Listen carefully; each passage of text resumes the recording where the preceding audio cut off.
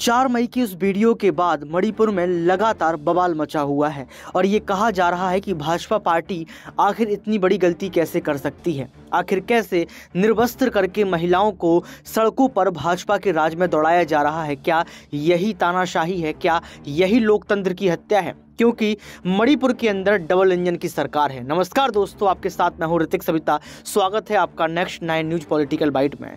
दर्शकों, आपको बता दें कि यहाँ पर विपक्ष की तरफ से लगातार जो है देश के प्रधानमंत्री नरेंद्र मोदी को घेरा जा रहा है। विपक्षी पार्टियां लगातार इस बात को कह रही हैं कि आपने बेटी बचाओ बेटी पढ़ाओ का नारा तो दे दिया, लेकिन ना आप बेटी को बचा पा रहे हैं और ना ही पढ़ा पा रहे हैं। क्योंकि मणिपुर और बंगाल में जो वीडियो सामने आता है, उस वीडियो को देखने के बाद भारत देश में लगातार इस बात को कहा जा रहा है कि हमारा देश गलत सरकार के हाथों में है। आखिर क्या कुछ कहते हैं यहाँ पर कांग्रेस पार्टी के नेता, आप खुद ही सुनिए। आज ही हम लोगों ने सरकार की तरफ से महिला बाल विकास मंत्री ने अपनी स्टेटमेंट दी।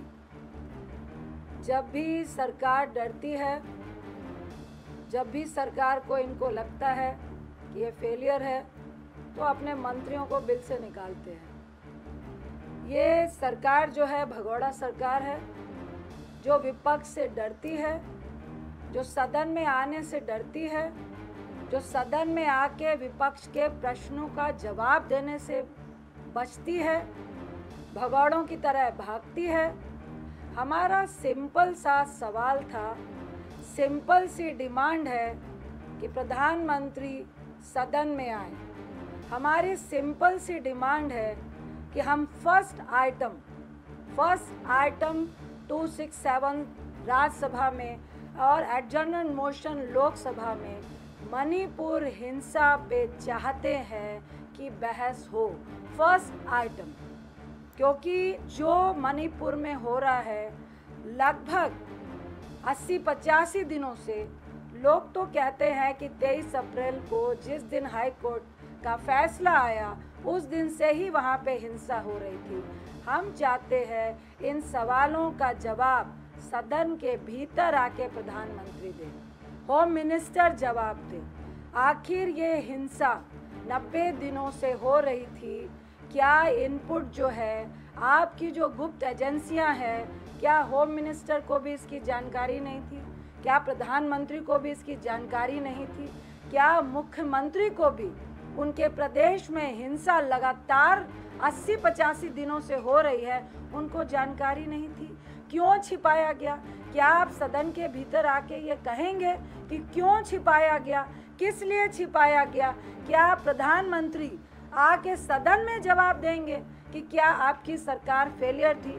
क्या आप ये जवाब सदन के भीतर देंगे कि आपका मुख्यमंत्री कह रहा है कि जो 2 महिलाओं का वीडियो वायरल हो रहा है, जो उनके साथ दुर्व्यवहार हुआ है, जिस तरह से उनके शरीर को असम्मानित किया जा रहा है, मांस को नोचने जैसे एक राक्षसों की तरह जो बिहेव हो रहा है, और सीएम कह रहे हैं कि ऐसे 100 एफआईआर और घटनाएं होंगी, क्या इसकी जानकारी प्रधानमंत्री को नहीं थी? हम लोग की सिंपल डिमांड है और अनफॉर्चुनेट है कि ये लगातार सिर्फ राजनीति कर रहे हैं। प्रधानमंत्री ने जब एक स्टेटमेंट दी, वो भी सदन के बाहर, तो उसमें पहले राजस्थान की बात, छत्तीसगढ़ की बात। हम नहीं कह रहे कि हम रेप के खिलाफ नहीं है, अगेंस्ट नहीं है, उनके साथ दुख नहीं है।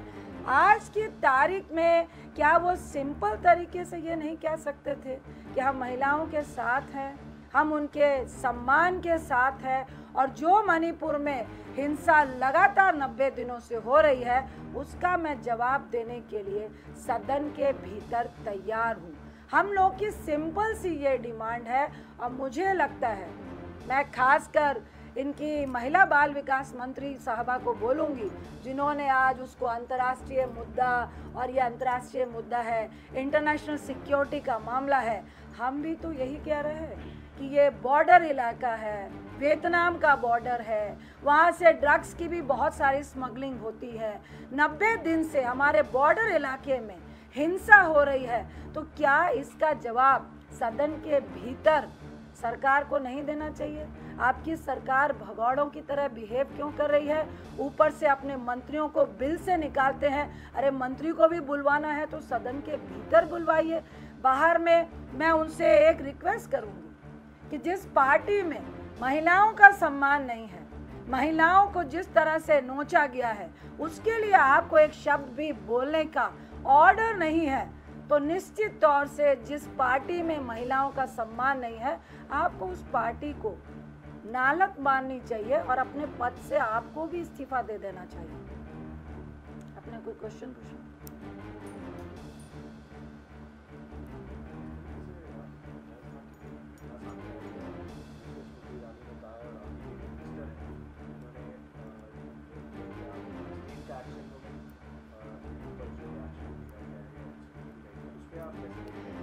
देखिए, मैं सिंपल शब्दों में कहूँगी कि आज की तारीख में आप राजस्थान की बात कर रहे हैं, छत्तीसगढ़ की बात कर रहे हैं, उत्तर प्रदेश की बात क्यों नहीं कर रहे हैं? दिल्ली की बात क्यों नहीं कर रहे हैं? मध्य प्रदेश की बात क्यों नहीं कर रहे हैं? हरियाणा की बात क्यों नहीं कर रहे हैं? क्योंकि सवाल राजस्थान का, छत्तीसगढ़ का सवाल ये नहीं है कि जहाँ पे कांग्रेस की सरकार है, जहाँ पे भाजपा की सरकार है। सवाल ये है महिला के साथ जिस तरह का अमर्यादित व्यवहार हुआ है और जो मणिपुर पे हो रहा है, जो हमारा अंतर्राष्ट्रीय बॉर्डर है, जहाँ पे वियतनाम है, जहाँ पे और बहुत सारी बातें हैं और 90 दिन से आप हिंसा को रोकने में फेलियर हुए हैं, तो वहाँ पे आप इन बातों को डाइवर्ट करने की कोशिश कर रहे हैं। आपको शर्म नहीं आ रही है? मैं कहूँगी हर प्रदेश में महिलाओं के साथ सेक्सुअल हरासमेंट होना एक अलग मुद्दा है, लेकिन उसको मणिपुर के मुद्दे के साथ जोड़ना, मणिपुर के उस वीडियो के साथ जोड़ना, मुझे शर्म आ रही है। मैं आपको दिल खोल के बोलती हूँ, अगर महिला विकास मंत्री सुन रही हो तो मुझे हर प्रदेश में, हर जगह पे जहाँ पे महिलाओं के साथ अगर इस तरह का दुर्व्यवहार होता है तो मैं उनके साथ खड़ी हूँ। कभी आप तो भी बोलिए। अभी आप मणिपुर का हुआ तो आप राजस्थान की बात कर रही हैं। नालत है आपकी इस राजनीति में। आपने एक भी शब्द पहलवानों के लिए बोला था क्या? आपका सांसद बेल लेकर खीखी कर रहा है, मीडिया की बहनों के साथ बदतमीजी कर रहा है, लेकिन उसको सेक्सुअल हरासमेंट पे, जिस पे पॉक्सो भी लगा था, उसको आप जेल से बाहर कर देते हैं और आप सफाई पेश कर रहे हैं। अभी आप मणिपुर की बात करें और मैं मीडिया के माध्यम से सरकार को बोलना चाहूंगी कि भगौड़ा मत बनिए। हिम्मत है तो सदन के भीतर विपक्ष के प्रश्नों का उत्तर दीजिए।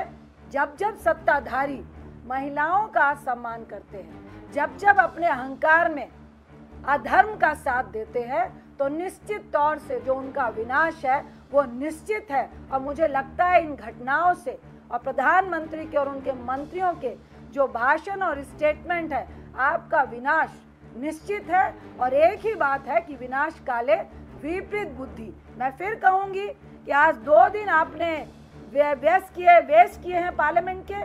हम फर्स्ट आइटम 267 एडजर्नमेंट मोशन में जो अति महत्वपूर्ण है, मणिपुर का जो इशू है, 150 लोगों की डेथ हुई है, 50,000 लोग लगभग बेघर है, लगातार वहाँ पे हिंसा हो रही है, इंटरनेट बंद है, एक दूसरे विलेज में लोग बंकर बना कर लड़ाइयाँ कर रहे हैं। उनके पास जो आर्म्स है, जो हम लोगों को सूचना मिल रही है, वो आपके पुलिस के पास भी नहीं है। जो महिलाओं के साथ व्यवहार हुआ वो पुलिस से छीन के लेके गए। उनके बेटे को भाई को मार दिया गया, पति को मार दिया गया। इन सवालों का जवाब हम सदन में चाहते हैं। आप आकर हमारे सदन में, अगर आप डरते नहीं हैं, आपका 56 का सीना है, तो इन सवालों का जो जवाब है सदन के भीतर देना सत्ता पक्ष वालों का कर्तव्य बनता है।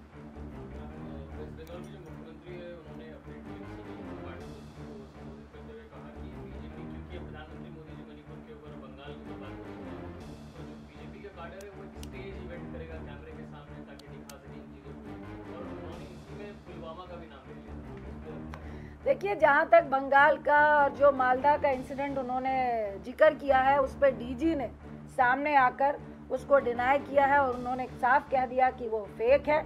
जहाँ तक मैं ममता दी को जानती हूँ, वो एक महिला है और मुझे नहीं लगता। देखिए, मैं फिर बोलूँगी कि मैं ये नहीं कहती कि किसी भी प्रदेश में महिला के साथ बदतमीजी नहीं होती है, लेकिन हम उसके साथ खड़े हैं, एक जनप्रतिनिधि उसके साथ खड़ा है, ये बहुत महत्वपूर्ण होता है। तो सुना आपने इस वीडियो को सुनने के बाद आपको पता लग गया होगा किस तरीके से यहाँ पर जो है विभिन्न मुद्दों को लेकर केंद्र की सरकार सत्तारूढ़ पार्टी भाजपा को घेरा गया। सबसे बड़ा मुद्दा ये है कि आखिर बेटियां सुरक्षित होंगी कैसे। सबसे बड़ा मुद्दा ये है कि भाजपा सरकार बेटियों की रक्षा कैसे करेगा, क्योंकि देश के प्रधानमंत्री ने यहाँ पर बयान तो दिए, लेकिन 33 सेकंड के उस बयान में यही कहा कि अब ऐसा देखने को नहीं मिलेगा। देश के प्रधानमंत्री के आंखों में आंसू तो थे, लेकिन आंसुओं का हिसाब उन बेटियों का कौन करेगा, ये सबसे बड़ा सवाल है। क्योंकि उन बेटियों के परिजन के साथ साथ पूरा मणिपुर की जो जनता है, मणिपुर की जो बेटियां हैं, वो लगातार सड़कों पर आ चुकी हैं, मोर्चा खोल चुकी हैं और ये कह दिया गया है कि जब तक अमित शाह, जब तक जो है एन बीरेन सिंह अपना इस्तीफा नहीं दे देते हैं, तब तक लगातार जो है यहाँ पर हम मोर्चा खोलते रहेंगे, प्रोटेस्ट करते रहेंगे। यहाँ पर देश के प्रधानमंत्री नरेंद्र मोदी के इस्तीफे की भी मांग की जा रही है विपक्ष पार्टियों की तरफ से और देश की महिलाओं की तरफ से। अब देखना ये पड़ेगा कि आखिर कैसे जो है मणिपुर का मामला शांत होता है और कैसे आरोपियों को सजा मिलती है। आज के लिए सिर्फ इतना ही। देखते रहिए नेक्स्ट 9 न्यूज पॉलिटिकल बाइट।